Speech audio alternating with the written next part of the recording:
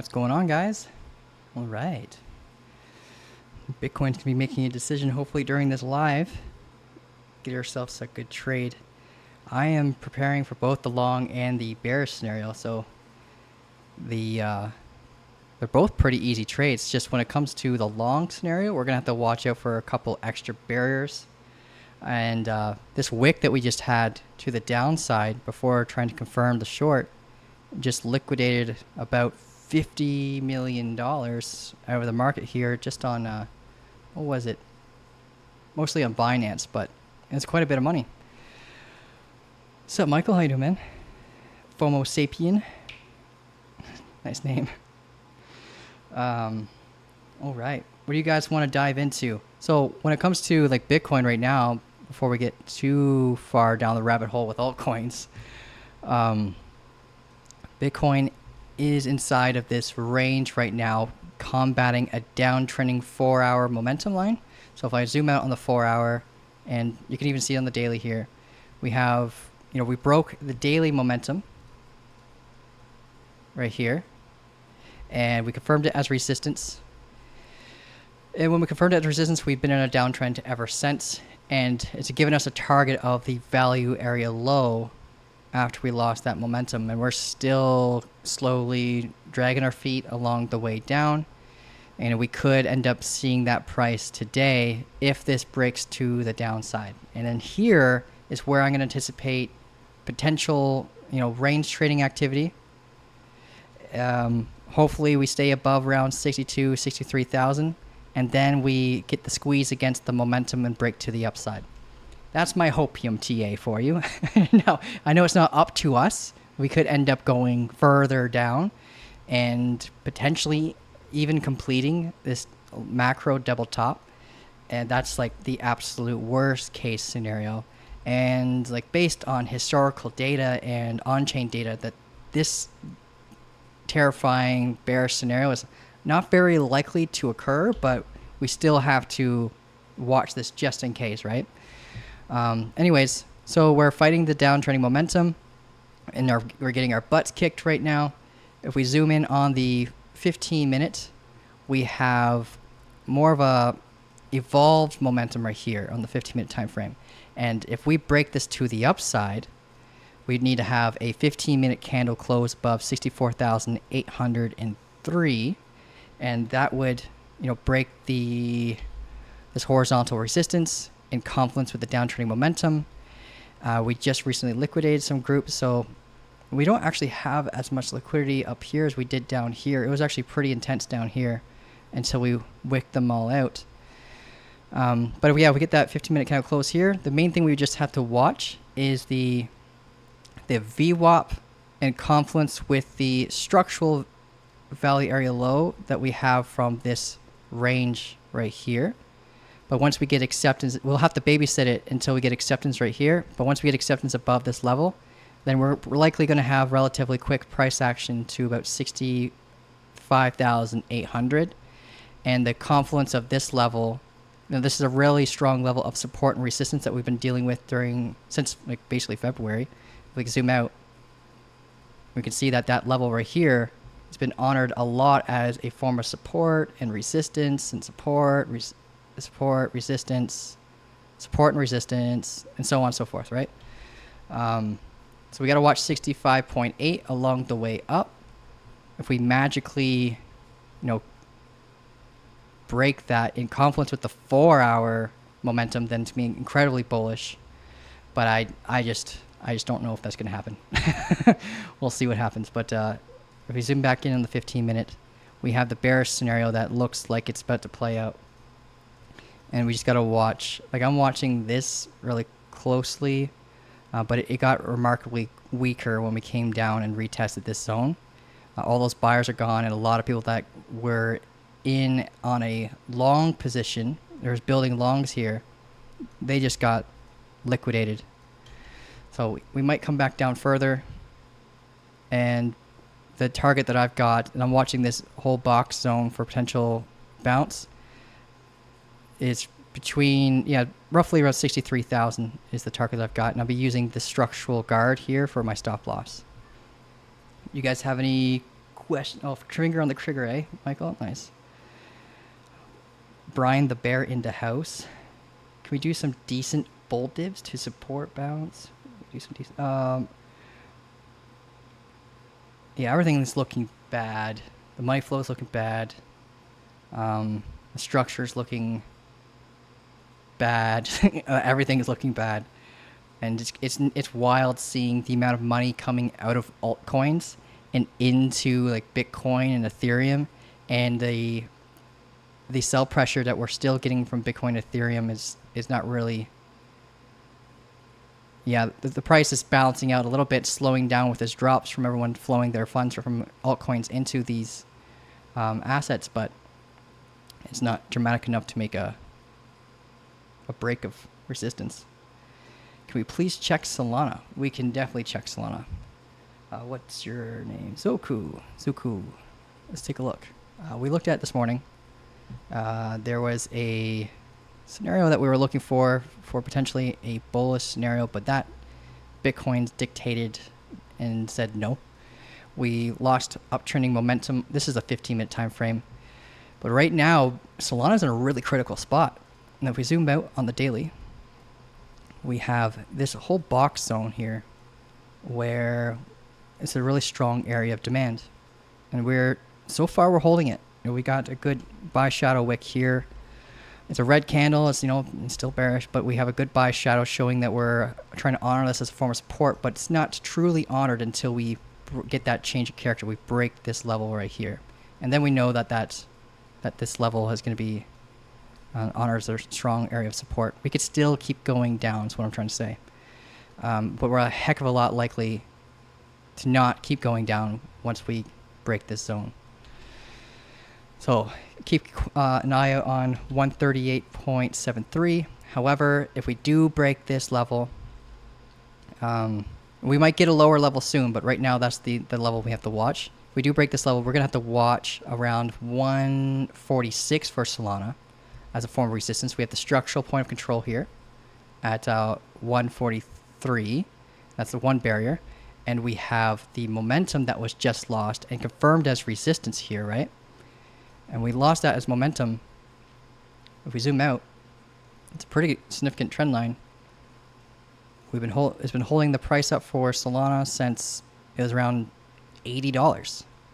So losing that is kind of like the equivalent to, it's not quite the equivalent to Bitcoin losing its daily momentum, but it's pretty close. But yeah, that is Solana for you. There's a lot of people that are probably trying to accumulate at these levels, but I'm pretty cautious as an investor. I want to make sure I'm jumping in on a position of strength, and I'll get in during that position of strength, and I'll get out when it starts looking weak, and I'll profit that gap. Okay, what is Crypto Pollo saying? I'm looking at a bounce on Gala at 0.2367. The bear market POC, do you concur? Let's take a look. Is that everything for Solana, by the way, before we jump on something else? That was a fun range short for me. Yeah, that was a great short, Mario, this morning. Yeah, Mario, what he's talking about is this little short that we were looking at this morning on the 1 minute chart. The volume was so depressing that we had to look at the 1 minute chart. Basically, we lost momentum in confluence with the hit off the VWAP, downtrending resistance, double top, change character. This would be the entry candle right here.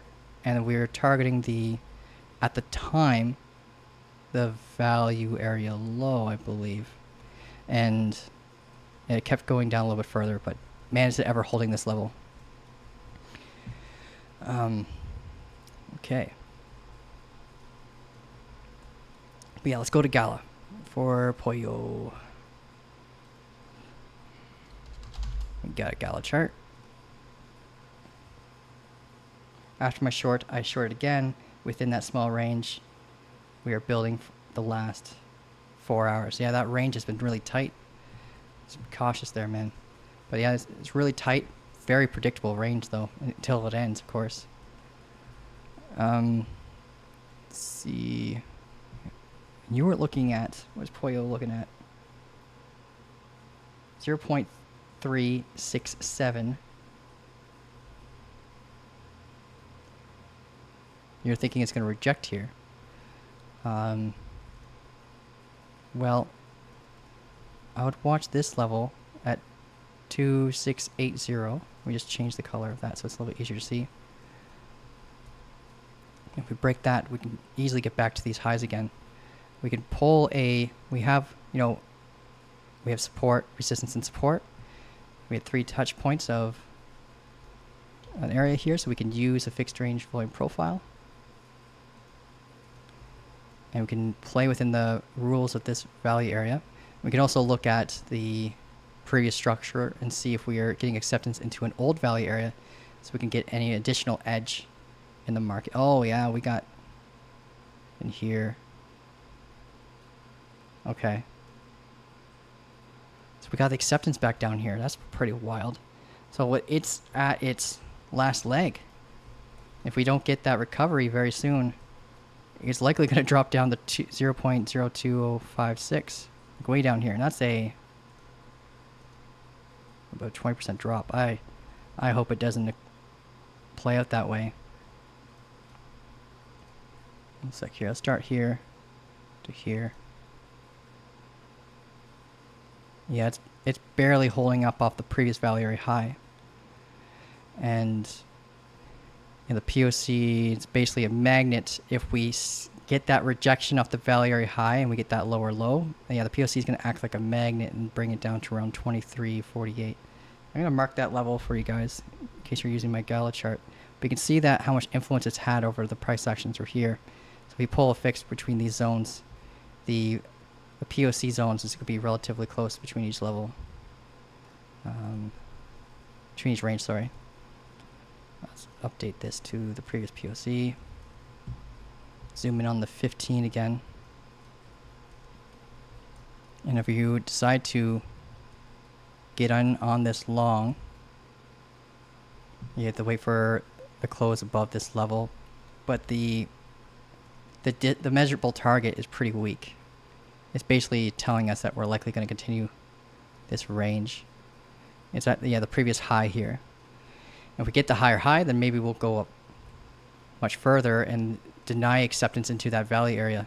But right now, it's looking pretty weak. So let's see if we continue the range, or if we're just gonna, or if we get out. There's not very much structure to play off of other than this here. Let's go back to Bitcoin. Bitcoin is barely holding. Got some indecision. Does it look like in the 5? Oh, the 5, it looks like acceptance of support. So when we lost this support, it reclaimed it. Once we got this higher high, it reclaimed it.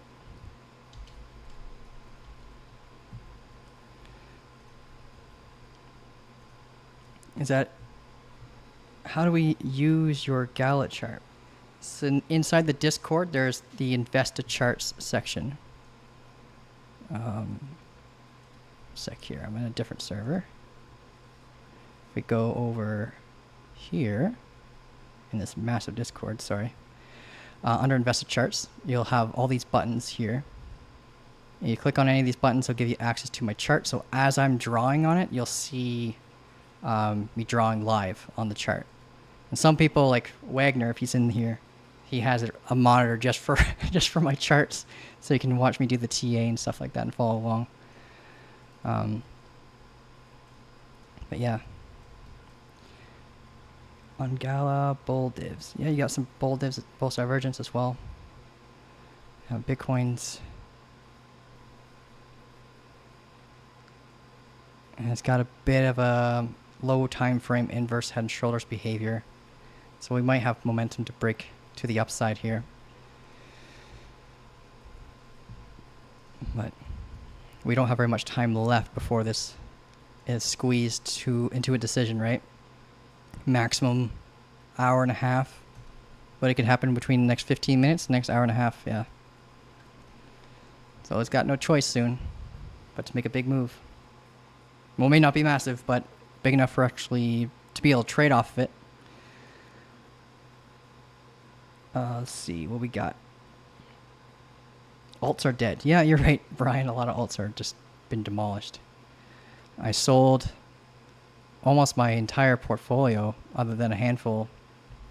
If I go over to CoinMarketCap here, go to portfolio.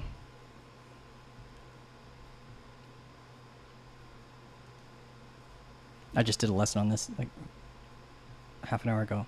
But this is all I've got is Bitcoin, Chainlink, Ethereum, Litecoin, and Cosmos now.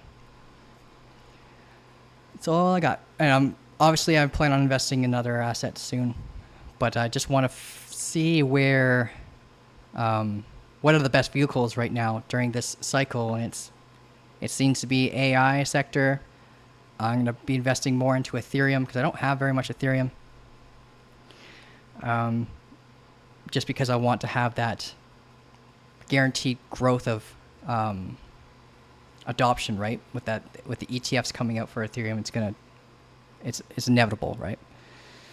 So, still got faith in Link. I still got faith in Link, but I'm a little concerned with a few things. Chainlink, yeah, just like Juan said, it's really fragile. Let's go over the Chainlink chart, and I'll show you what he means really quick. I'm sure some of you might already be aware of the ginormous head and shoulders structure that's being built on it. On the larger time frames and just go to the 4 hour. So this is a pretty nasty picture when you're a trader or an investor in an asset. So if you see, the tough part is with this is we're going to need a little bit of confirmation structure to know for sure that's going to go down further because of the age of this head and shoulders. You know, we've been, just this one range alone is 82 days, up here 156 days, and then in total we've been ranging up here for almost a year, guys, like 222 days. It's hard to believe that we've been in Chainlink that long. We bought it around when this bull flag activity here, when we knew that the momentum of this structure was going to get us out of this macro range that's been in for like 700 days. Bizarre that's been that long. But if this confirms, we want to protect your holdings, right? You want to make sure that you secure your gains, and you don't want to lose them all to a big drop. So we're going to need some kind of structure to tell us that we're going to have a continuation to the downside. And those are called like confirmation structures. They're very common with structure, like formations this old to occur. So that's what I'll be looking for. Let's just kind of like zoom in a little bit and see if we have anything. It looks a lot like Gala up close. You know, off a critical area. Gala's difference is that it's trying to hold off of a value area high, a previous value area high, and trying not to get acceptance into it, whereas Chainlink is holding off of a strong area of demand instead. And its posture is pretty close to being the same though. And we got like an automated rally here from limit buy orders, and then we double top from sellers, and now we're trying to double bottom. It's just a battle between bulls and bears right now, trying to hold this key zone. And this could be the confirmation structure. If we have whatever formation we get from this, we can use that structural formation as our guide to tell us, okay, when this breaks to the downside and it confirms as a form of resistance, we can use it for the confirmation structure for the bigger picture, like the 4 hour head and shoulders that we were just looking at. But of course, there's going to be some things that you have to be cautious about along the way down. And the big thing is way over here to our left. Let me just zoom out a little bit more. Is this here around $11.53. This zone is incredibly important as well to guard it from dropping down further. It could still confirm the head and shoulders, hit this level, and then go back in an uptrend. So you have to be watching this area like a hawk along the way down in case it gets honored as a form of support and creates a reversal. Because this is technically its last leg after we confirm the head and shoulders. And it's up to you whether or not you want to take that risk and sell at, you know, that confirmation structure that we're talking about when it confirms and potentially have a rebuy stop loss if things go against you and bounce. So that way you can keep yourself invested in Chainlink and not lose too much. You might lose a few percent here and there if you're immediately wrong, but if you are able to put your stop loss in the profit zone, your rebuy can end up getting you more of that asset, even if you're wrong about it going down to the technical target for the head and shoulders. And the measurable target, just so you guys are aware, is down here at $8.23. And for anyone who's new, who doesn't know how I got that measurable target, it's just from the momentum of the structure. So you pull it from the top of the head here to the support level, and you click and drag that trend line to the bottom of the structure, and that's how you get your measurable move. A lot of formations work that way, where you can get the measurable target from the structure itself, and then you use the barriers along the way down to keep yourself grounded and keeps yourself from assuming that target's going to be hit, right? Just like this level here that we were just talking about. That's going to keep you from assuming that level is going to be hit inevitably, right? Any questions about Chainlink? That's basically what my concerns are with Chainlink. It's really doom and gloomy, and I really hope it holds, because I don't know, I might see it as an investment opportunity, but I still want to make sure I sell my Chainlink so I can secure those gains and maybe buy more if it does hit that technical target. But I'm not too confident it's going to go down that low. But Bitcoin is going to dictate that. You know, if Bitcoin confirms, let's say, I don't know what Chainlink's going to do structurally. It does have a lot of pairing liquidity with Bitcoin, so it is influenced a lot by Bitcoin's short-term price action. But if Bitcoin loses like the value area low, for example, or even like this structure might be enough to influence it to break to the downside on Chainlink.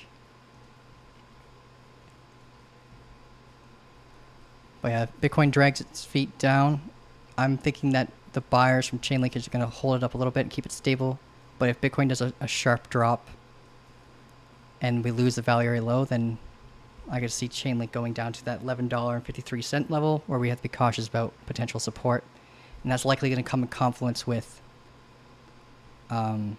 if we do get a support bounce off of that 11.53 level on Chainlink, we'll probably see a support bounce in confluence with that around the value area low with Bitcoin. And I'm talking about the 4-hour, the daily value area low for Bitcoin for this entire range since February. Sol look much stronger than Bitcoin, which the pump that we just got. Oh yeah? Okay, we can take a peek at Solana. What are we looking at? Okay, oh, I see what you're saying. Yeah, we were just looking at Solana. And we got that demand zone bounce. It just broke this level here. So I can see it retesting this uptrending momentum, and just if you're in a long, just be cautious of this level here. It could easily act as a form of resistance and bring it back down.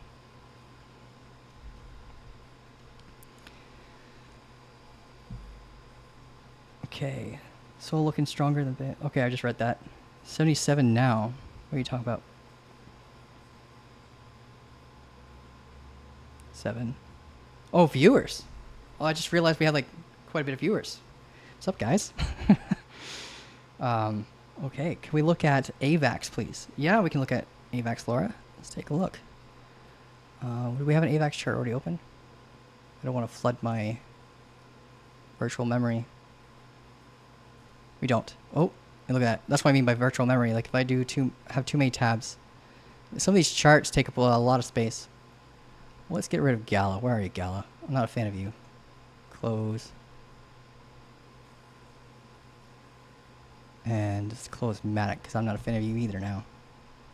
Let's see. Let's load up AVAX. I got about half an hour left, by the way, guys. So we can keep diving into new stuff here. Let's see. Same kind of posture as Gala and Chainlink right now. It's at a previous value area low, acting as a form of resistance, so technically its posture is more bearish than Chainlink. What is this level that we just lost? Oh, I'm going to zoom out a bit first before we start doing the TA. Oh, okay. Yeah. That's rough. Okay, so Chainlink. We had this previous high here that we were watching from this automatic rally from the last bull cycle. It acted as a form of support. And it helped support a higher high, but as soon as we started getting lower lows after we lost this local momentum here, right here, and then started forming a head and shoulders. So it's looking a lot like Chainlink, except it's leading its drop a bit. It's already lost its horizontal support right here, and it acts as a form of resistance in the lower time frames here. So we dipped down below, and it confirmed it as resistance on this candle right here. Because when it comes up and revisits it as a form of support, you need to have a lower low to make sure it's honored as a form of resistance. And then you put your stop loss here, and you ride this along down as much as you possibly can. And every single pivot that you get like this, you can update your stop loss. And we don't have a very good pivot yet, but structurally we have some negative space between the momentum. And that momentum's about 2 days away if we were to range before we hit it. It doesn't mean we can't have evolving momentum and keep going down. So Chainlink right now is at a critical level. No, sorry, not Chainlink. AVAX is at a pretty critical level. I'm hoping that, if Bitcoin's falling wedge that we've got going on breaks to the upside, then AVAX should recover with the amount of Bitcoin liquidity that it has, like pairing liquidity. And this is how I would draw the current structure. Let's get the support. Let's get rid of these drawings.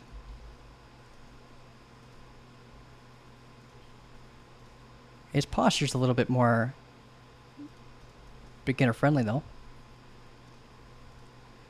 And this is its level that you gotta watch.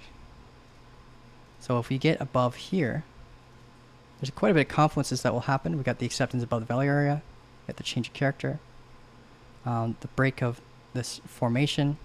But this formation, because it's coming in from a downtrend, statistically is more likely to break to the downside. It's about a 65% chance that it'll break to the downside. But doesn't mean you should just act off of statistics. You got to make sure that the actions actually occurred where you have the break. And for the long, it's here. And you target this level here. Long position. Stop loss guard below here. And right now it's a 1 to 1.43, but you might get better structural guards for your stop loss. Let's say we went straight up from here. We get that close. Then you could use that recent swing low as your stop loss and get a better risk to reward ratio. So that's the bullish scenario. The bearish scenario would be this level here. And it's kind of like the same thing, but upside down. Stop loss above here right now. We might get a better structure. And if you don't have a good stop loss, and let's say the R&R still isn't met after it closes below, this is when you need to switch from, like typically I like to wait for confirmations anyways, but this is when I would like to prefer to wait for a confirmation if the risk to reward ratio isn't there, and they can use that confirmation rejection for your stop loss guard instead. And it's target to the downside. You're gonna have to do a lot of zooming out. We can see we have a bit of demand here.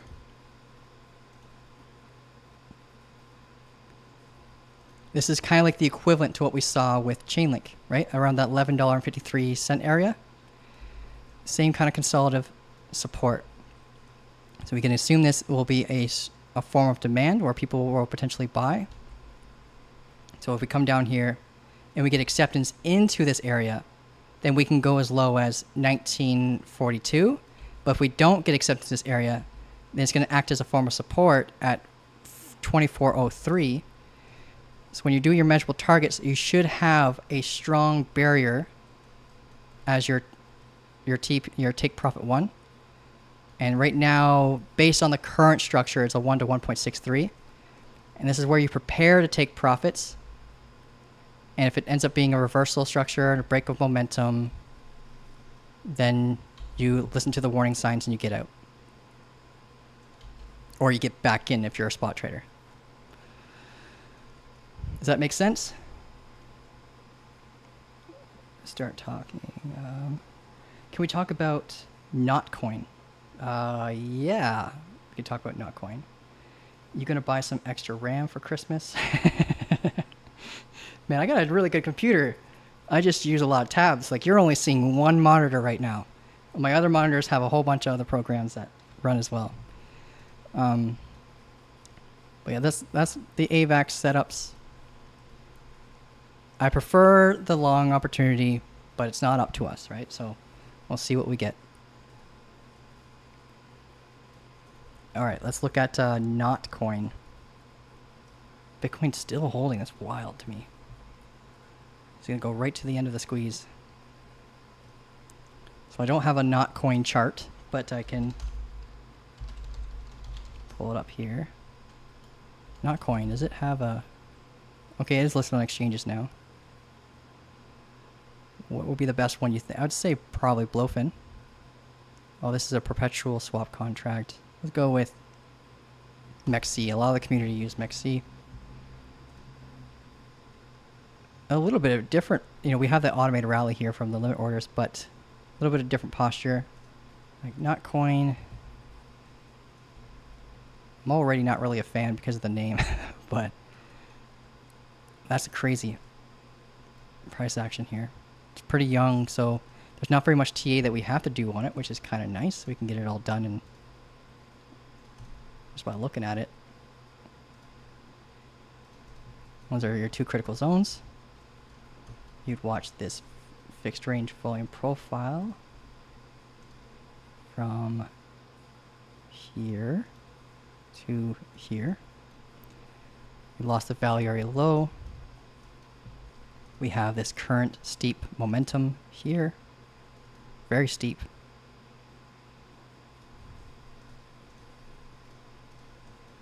We have a double top neckline right here. So we just press Control J. Oops, wrong button. It's Alt J, guys. Sorry. Yeah. There we go.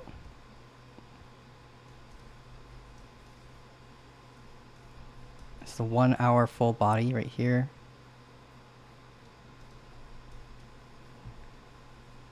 Let's get this trend line a little bit more flush to the full bodies here.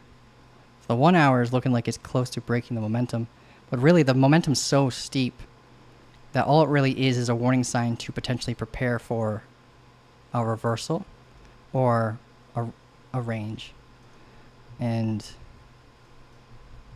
in order to confirm that reversal on the 15, the only structure that we got that allows us to verify that is up here. And this is a low market cap asset, so that's 5%. That's wild.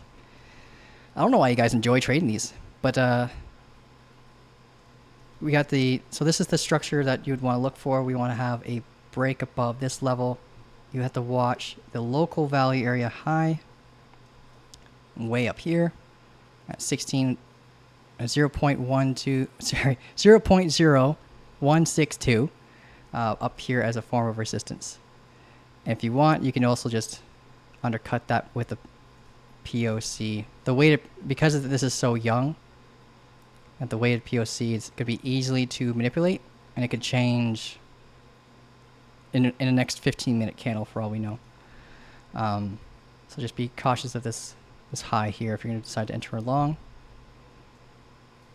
But that would help recover this asset and prevent it from validating this potential giant head and shoulders. When we zoom out on the hourly, the measurable target for something like this is pretty steep. Let's grab the trend line from here to here. Get that midpoint to the neckline.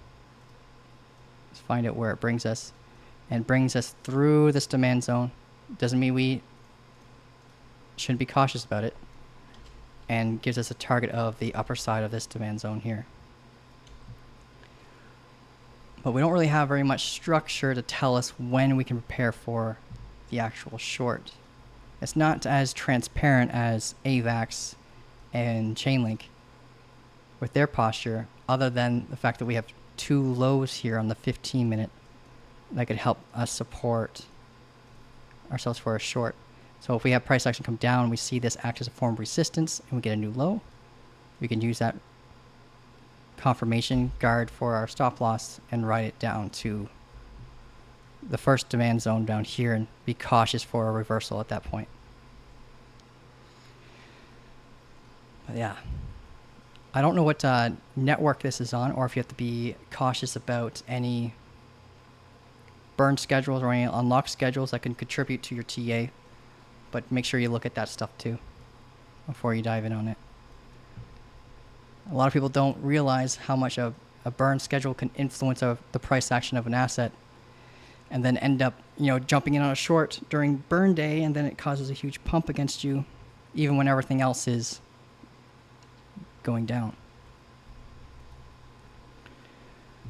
Bitcoin's still holding.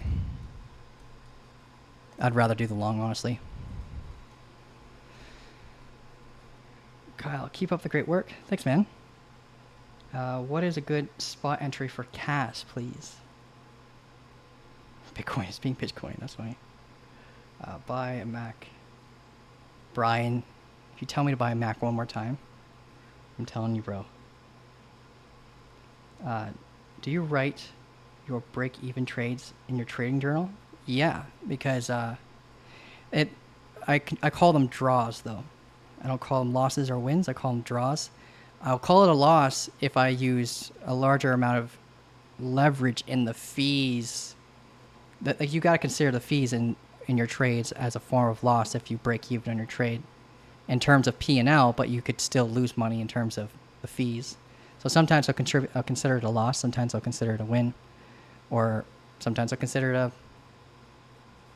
draw, depending on the P&L state. But yeah, I mark all my trades because there's always a lesson. Like if I have a draw on my trade, it's normally because I closed half. Let's say for example I closed half at my 1-to-1, and I didn't evolve my stop loss, and it came up and hit my stop loss after I closed half, then mathematically I broke even in that trade. Those I call draws. But really all it is capital, protecting your capital in a sense. Okay, so what was the other one? It was CAS, right? Broadband, want to look there. I'm going to set an alarm here. Once per bar close. UTC long. Just in case, because it's looking more bullish now than bearish. Like after we liquidated all those people, let me just show you the heat map, and I'll show you what I was talking about. I'm sorry, I'll go over CAS in a moment. I just want to make sure that we don't miss this opportunity. Not this chart. Where is it? There it is.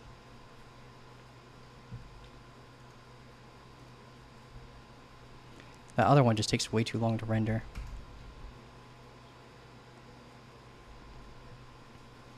Okay.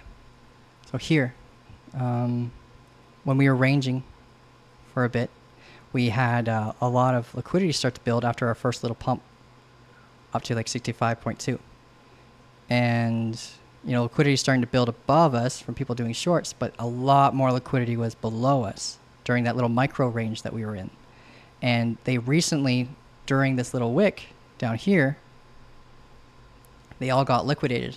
And it was about between 50 million in one spot to 100 million between two locations. So this could be the little liquidity grab before pumping to the upside, stopping all these people out on their longs when they're trying to catch this bottom before pumping to the upside. Yep, Bitcoin just broke a downtrending resistance. Just because it breaks a downtrending trend line, though, doesn't mean you should enter. That's how you get caught in quote-unquote fake outs. You need to have the change of character as well. And a lot of people will enter along. I remember making that mistake constantly as a young trader, that I thought a downtrending trend line or any uptrending or downtrending levels should come in confluence. You should wait for the confluence of a change of character or a break of structure before jumping in. Because you got to think about the horizontal influence and the value area influence as well. Okay, let's go to CAS because Bitcoin's dragging its feet and we have our alarm set now, so we are aware if Bitcoin crosses that price.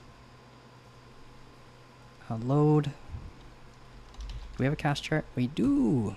Okay, I should probably add that to the investor charts section. I haven't done TA on it in a little while.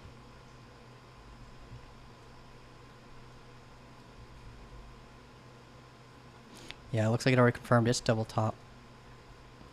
It's leading the race for some of its drop here.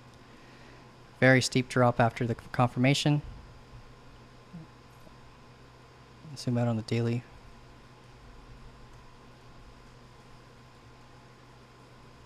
A little bit of a regression trend. Well, not quite. No, I would count that as a regression trend. So that basically just means that when we started losing this crazy momentum on CAS, right? People went crazy with shorts, and when you go too ham on shorts, you make it really easy for market makers to hunt you down for a liquidity grab. And let's look at the local momentum here. We just lost that in confluence to the double top. And let's clear up some of this noise because we don't need a lot of this stuff anymore.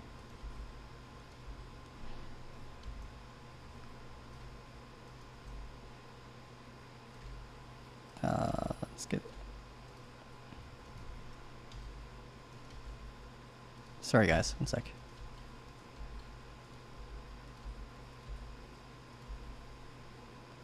Just keeping what's important. These are all little trades that we've done. All right, let's get the fixed range volume profile. We can start from the start of this consolidation to here. We can see that we're getting acceptance back inside the value area. We got a bounce off of the point of control for the structural zone. We can mark it here. POC.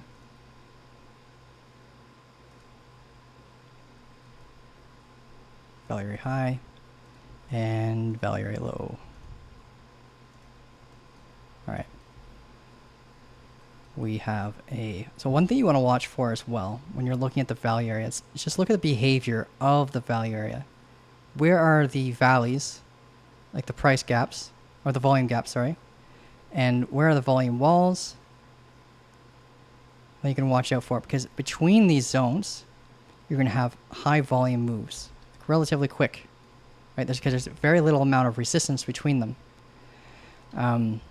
If we see acceptance below it, think of it like losing a miniature value area, and we tend to drop really quickly to the next volume wall, basically. So you can mark each one of these volume walls if you want, but you're going to be able to see it in the price action itself, what you can watch out for as well. Like it's all like pretty transparent. So right now for CAS, if you're looking for a good buy, I would wait first until you see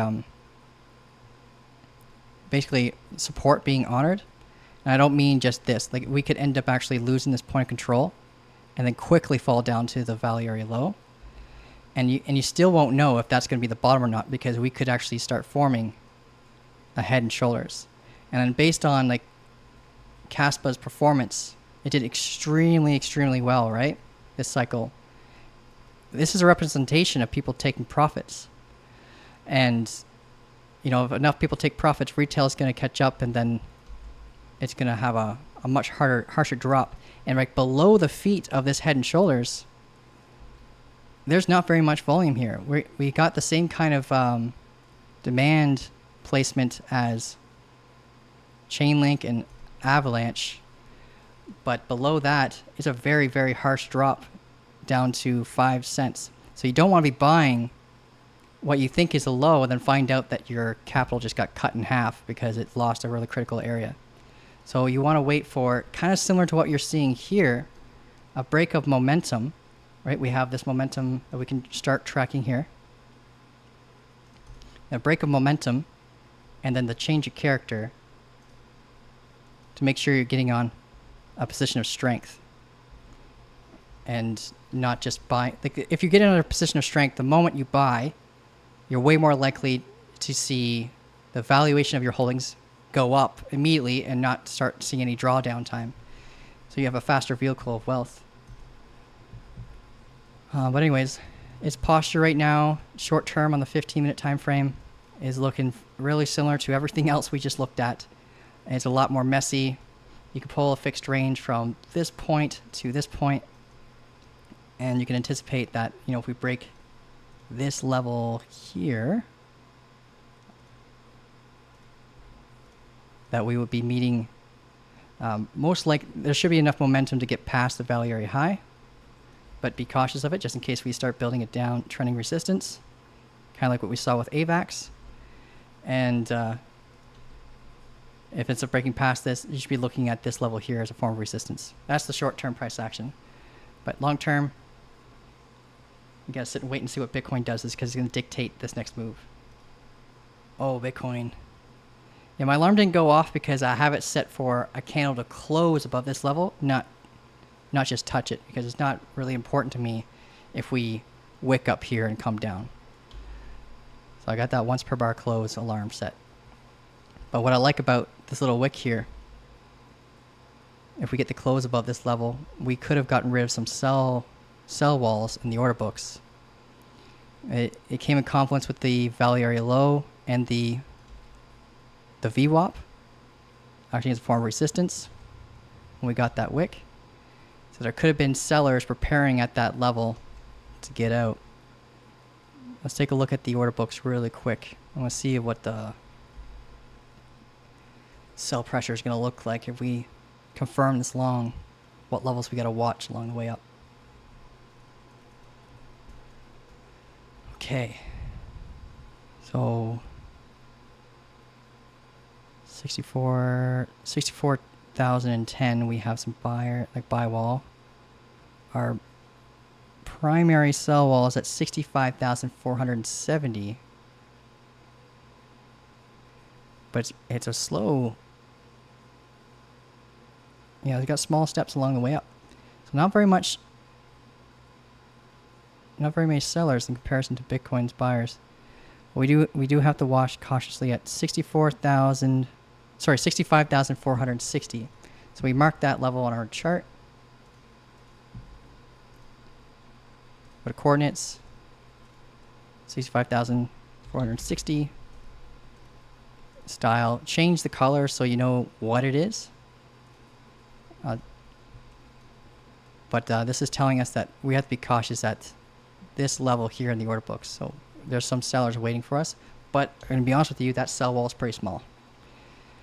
So not too worried about it, but we still have to be mindful in case the buy pressure can't beat that wall. It normally will act as a horizontal form of resistance, and that's what creates double tops. At least double tops without divergence. Okay.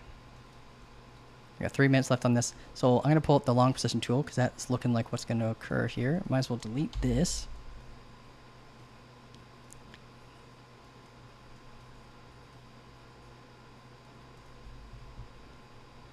The measurable target, so I'm looking at this as a falling wedge structure right here. The measurable target for it is the top of the structure, but you got to think of barriers. The primary barrier is right here. We have that $65,800 level that we were talking about at the beginning of the stream. This level is historically, since February, has been a pain in our butt when it comes to resistance. When it comes to support, I love it, but when it comes to resistance, I hate it. So just gotta watch out for that along the way up. But the measurable target is technically up here, but we do have the confluence barriers of that 65.8 level and the downtrending 4-hour resistance here. The R&R is not that great. It's a 1 to 1.7. Based on where my stop loss is. If you need a better stop loss like I do, what I tend to do is I'll wait to see if we have any consolidation or confirmation. Then I can use that as my invalidator point. Because if we break that low that we create, it still invalidates your trade from continuing to go to the upside. So you enter a long. Yeah, I'm preparing for the long. I'll let you guys know verbally if I enter a long. I promise. But I do gotta go soon. What's a good spot entry? Oh, I guess I didn't fully answer that. Cass is gonna need some. If you're looking for a short-term one, we might have it in confluence with Bitcoin's confirmation. But it could come, yeah, like I said, we might see it go as low as 10 cents, and that's when you would prepare for any reversal structures down there. But that's assuming if Bitcoin goes down to its value area, its macro value area low again, around 63K. What AI alt/meme coin would you think would go nice at this bull market? That's a loaded question. I don't even think about which meme coin is going to perform very well anymore. I did that last bull cycle. I made some money on it, but like I don't know. I'd just rather invest in value, like utility, like stuff that provides utility to the space. But AI sector, I'm still doing a lot of research on which AI token I want to invest in. But I'm looking at Ondu. Ondu, I'm definitely going to invest in. I'm just looking for a good price on it. It's just being really patient with Ondu. And with the AI sector, there's so many. But I'll let you guys know when I decide to invest in an AI token. Or which ones I invest in. I'm probably going to invest in about 2 or 3. Objective is all the way down to $20. That's wild. All right, where is this going to confirm at? All right, it just confirmed at 64,880 down here. This is a not bad risk to reward ratio, so we can enter it now. My alarm just went off. There we go. Where's my big X? So I want to try to get as low as this price because I haven't technically entered yet. But this is the entry point. This is the confirmation that just occurred.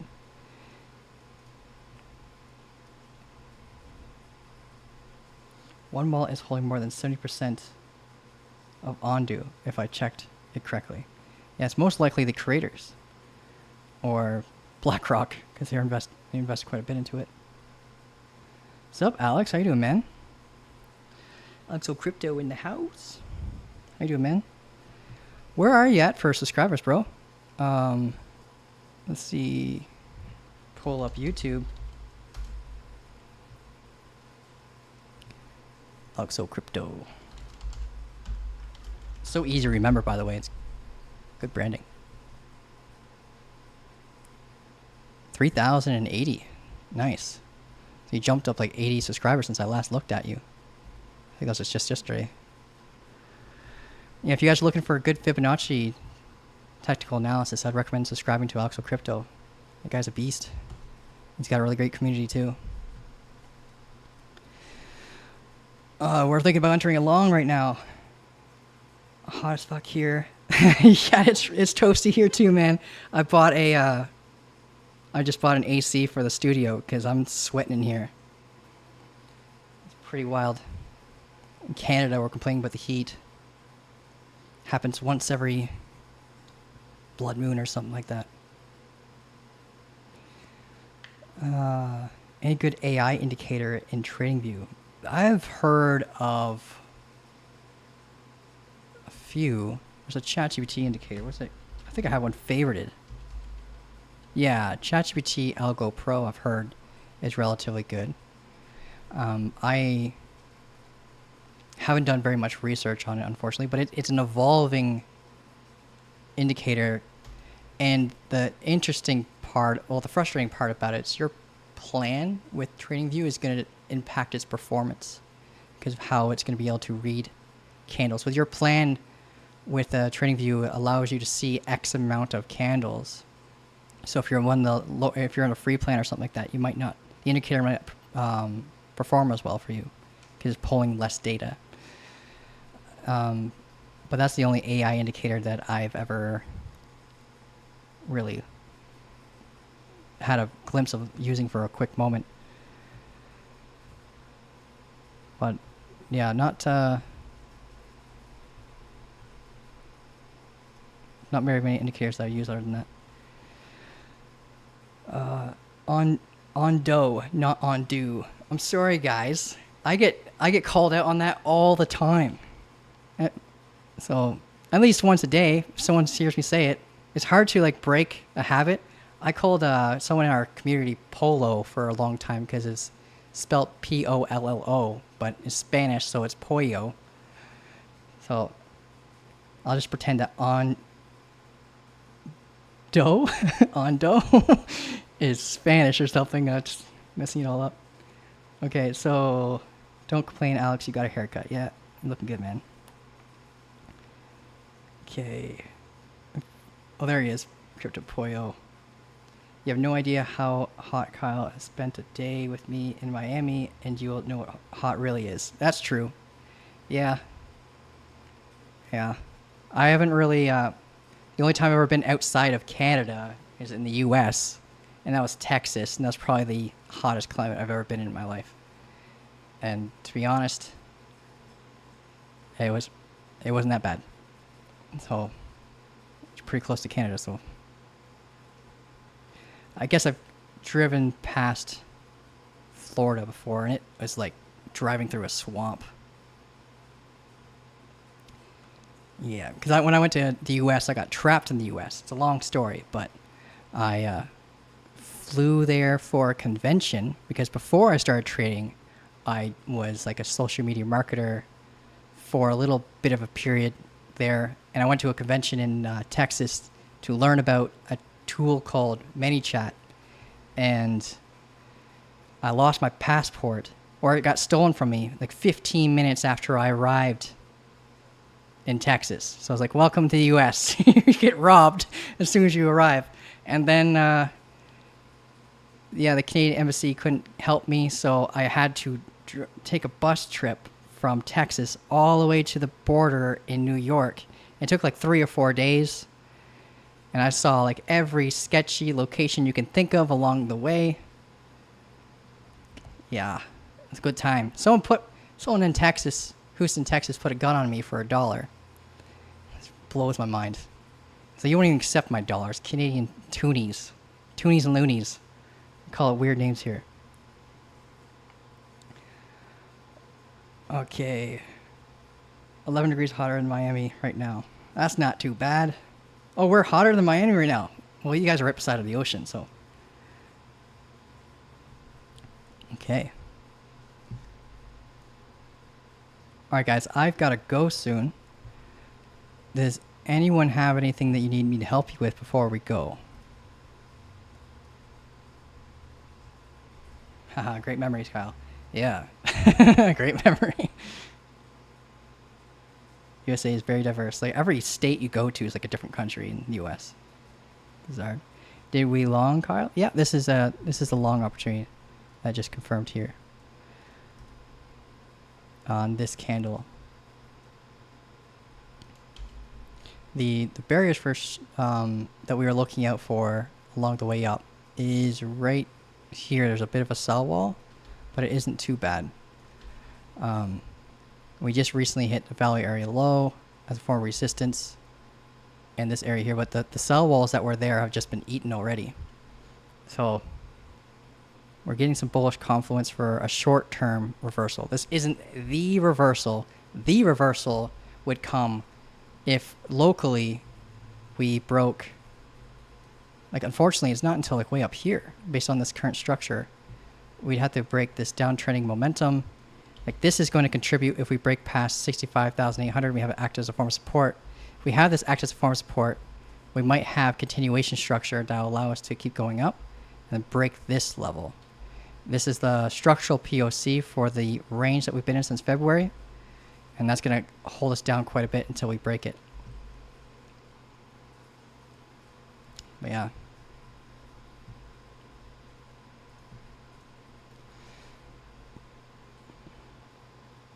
Someone pulled a gun on you and robbed you in Texas.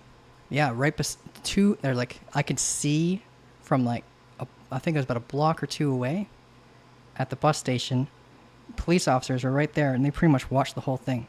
And apparently there's this rule called stand your ground that I don't really know about, but the guy said something about that and I, whatever. And yeah, it was one of many things I saw on my trips to Texas or to the US. And there's that, and in Atlanta on the way home, I saw some chick stab a guy in the leg because he tried to come onto her. And, yeah. And I think those are the two sketchiest things. Oh, the other thing that really bothered me too while I was in the U.S., I was eating at a little stop on the way home, and this guy just sat in front of me at the table and started eating off my plate. I'm like, what the fuck? What the fuck? It's wild. Please post live signals in your entries on Fanova. We're paying for it. Thanks for understanding. Big fan of yours. All right, no problem. Thanks for understanding. Did you enter? Yeah, I entered my long on BingX. Is Bitcoin confirmed? Yeah, confirmed. Anything else we're missing here, dudes? Just scrolling up through the chat right now as we speak.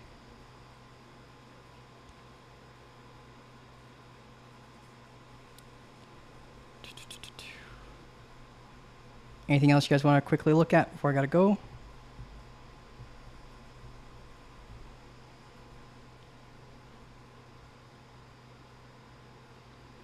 I lived here all my life and none of that has happened. I was driving, if it helps support my case here, I was on the Greyhound. I was taking the Greyhound line all the way from Texas to New York. So I got to see like all the shady spots of every city along the way. Yeah. Lots of really cool places though. But yeah. All right, guys, I gotta head out. I hope this has helped you out in some way. What broker for crypto, please? Depends on where you live, of course, but I'd recommend using a VPN for security because a lot of these exchanges will require one in order for you to use most of them, unfortunately, unless you use one that accepts your KYC, depending on where you live. But the ones I like to use is I use BingX, which would require a VPN. I use Blowfin, and then I use Coinbase, but Coinbase is mainly for offboarding my profits into my bank account, whereas the others are more so for the futures trading and stuff like that. Are you always going for a 1 to 2 risk to reward ratio, or should we take our TP to a technical target? I always want at least a 1 to 2 before I consider the trade. If it's not at least a 1 or 2 or greater, I will not consider the trade. You said it all at Greyhound, yeah.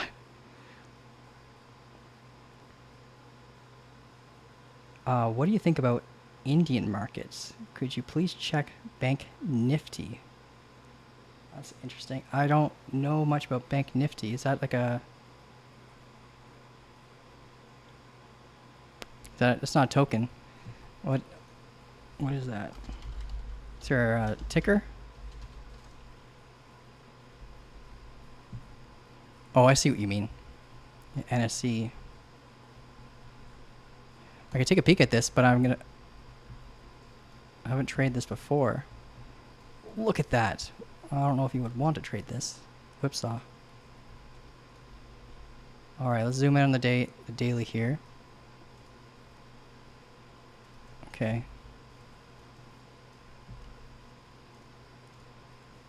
Is that its all-time high? assuming. Yeah.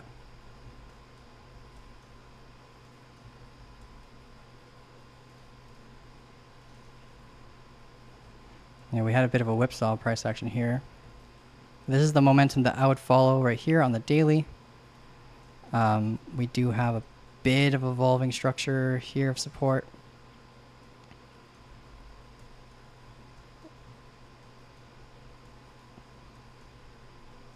You have a local high you got to be concerned about in terms of resistance.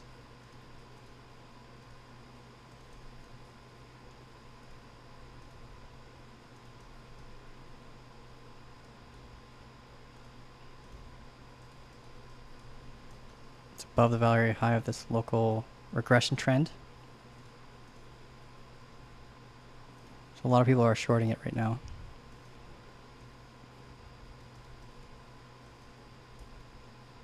On the 15, you're going to see some price action get dipped below this on this time frame. What I'll be looking for right now, based on the current structure, is a break below this zone. I think it's going to consolidate a little bit longer before losing momentum. And just look for that break of structure, change of character, and you target the uptrending momentum, but be cautious at the value area high at 50,248.70 cents. But that's pretty much it. There's not very much structure for this thing. It just is a lot like the S&P in a sense, and how it behaves, other than the fact that it's a lot more volatile. A lot more volatile. But I've never traded anything like this before. It's pretty wild. I like trading stuff that respects its swing structure really well. This does not too bad of a job, but yeah, I don't really have very much input on this, man. On the fact that it just hit uptrending resistance in the regression trend, it's telling me that it's looking weak for a short-term drop down to at least around like this level around here. But again, be mindful about that value area high.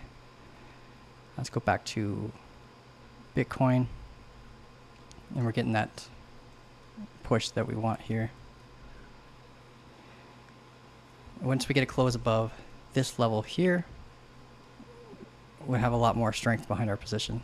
This is the main thing you're gonna have to babysit. All right, guys, I've got to go. Why did you? I didn't post this. It's just mainly a time thing. I'm sorry, guys. Normally, I'd post a trade like this in the servers, but I was just busy with you guys. Okay. I will give you an overview of the trade, though. I'll give you like the stop loss suggestion, the target, and I'll keep you updated in the server about how well this trade's going so far. And I'll let you know if I exit the trade early or if anything pops up in the order books that I'm concerned about. But the main concern is just this little tiny little level here. There's only about a 300 Bitcoin sell wall, so it shouldn't be too hard to break past. And so we might just see a bit of a pullback before probably continuing to go up. But doesn't mean there's not going to be algorithmic sellers too with market orders. And then the next level we have to be concerned about, it's at 65,800. Alrighty. I'll see you guys in the next live. Thanks for jumping on. Appreciate everyone who has subscribed